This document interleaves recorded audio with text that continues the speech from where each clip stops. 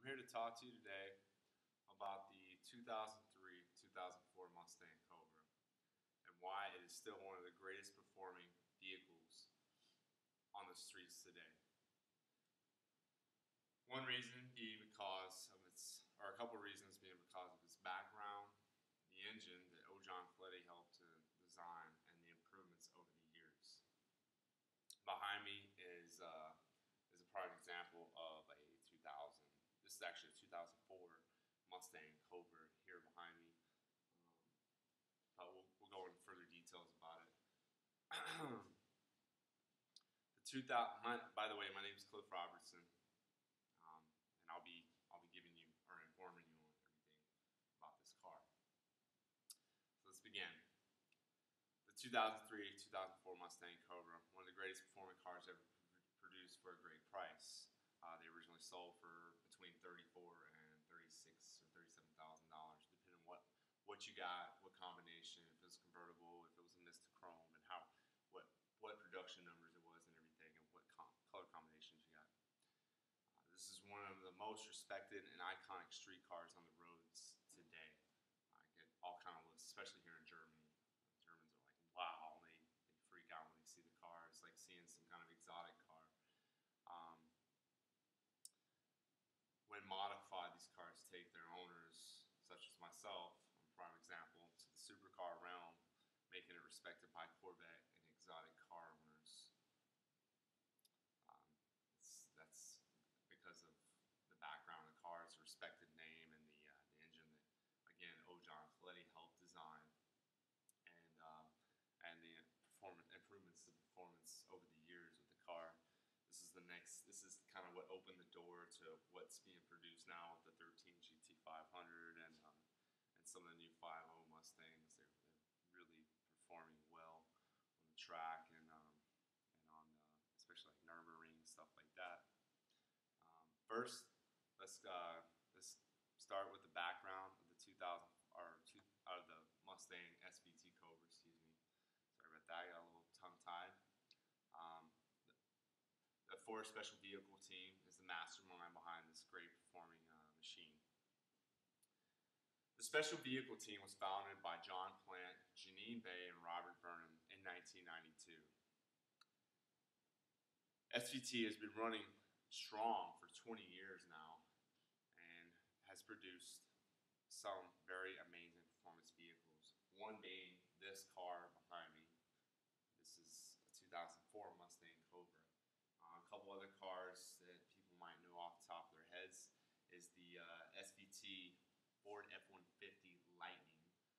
That was also a supercharged vehicle. The motor wasn't as well built as the engine in this car, but it could handle quite a bit of boost.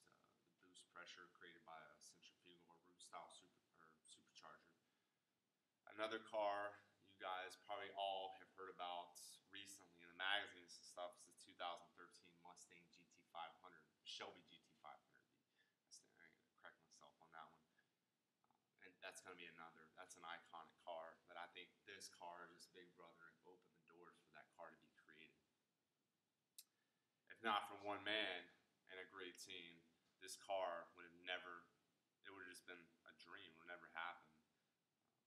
Ojon Fleddy is the father of the 2003-2004 Mustang Cobras.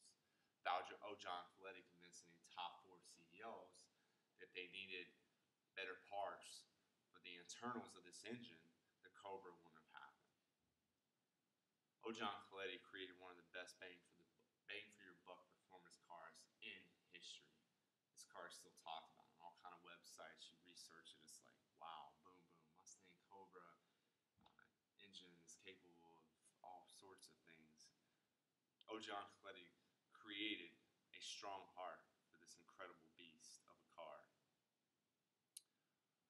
Ford engineers, during the design phase of this vehicle, they were putting the engine on a dynameter. This dynameter measures horsepower. They were being helped out by the Roush race team, and the Roush designers. Jack Roush is the owner of that company. You guys probably heard about him. But as they were doing the design and they were throwing these engines on this dynameter, the engine kept blowing up because the internals could not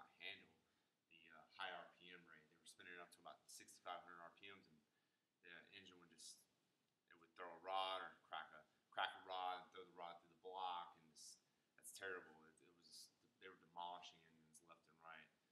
So um, what happened was Ojon Cleddy was like, well, we got to fix this problem. We got to do something about this. So he went and talked to the Ford top CEOs and the penny pinchers at Ford to figure out some kind of budget and how to raise some more money. He told him, hey, I need some Manly. Manly's a high performance car. They make high performance parts for cars, race cars. He's like, I need some Manly HB connecting rods in this engine. We pretty much got everything else covered. But he's like, I'm doing this so we can handle more power. The engine can handle more power. And they gave the okay for it. They gave the stamp of approval. And now, because of that, during the design phase, they threw these rods in the engine. Perfect. Boom. Car handled it, rolled on, pressed on. So these cars have been able now to make 8 to 900 horsepower easily on a stock motor due to the strength in connecting rods and internals. And they can sustain that power too. They don't have to worry, guys don't have to worry about blowing the engine like me.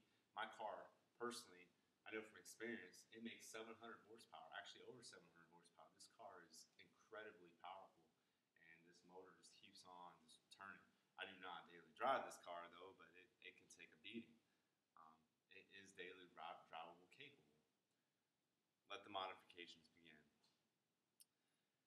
It didn't take long for the consumers, myself, purchasing these cars to realize the horsepower potential. With the help of a company called Kenny Bell and another company called Whipple, who created superchargers or produced superchargers for these cars. This is the Kenny Bell supercharger right here that's on the car. You can't really see it too well. It's kind of dark in here. But yeah, I put this on the car myself, and it created over 700 horsepower by doing so. I had to do a couple other modifications to the fuel system and upgrade my clutch and stuff. But yeah, it's definitely capable of it with the stock setup.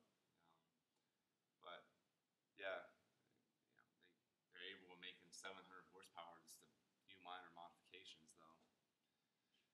I personally own one of these cars, as you can see, one of these awesome street machines, and know from firsthand experience what they are capable of.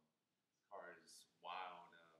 I've taken it down the quarter mile at the drag strip before, and with a good set of tires and a good launch, I've been able to run low 11s with this car. It's hit 11.2 in the quarter mile. I could probably get it into the 10-second range easily, but I really don't want to break my transmission or something, or potentially break something because of where I'm at right now. But yeah, I'm not worried about my engine at all. I'd be more worried about other parts breaking. For the most part, it's pretty strengthened though. Everything's it's made to handle pretty much most of the power. It gets my heart racing every time I start my 2004 Mustang Cobra.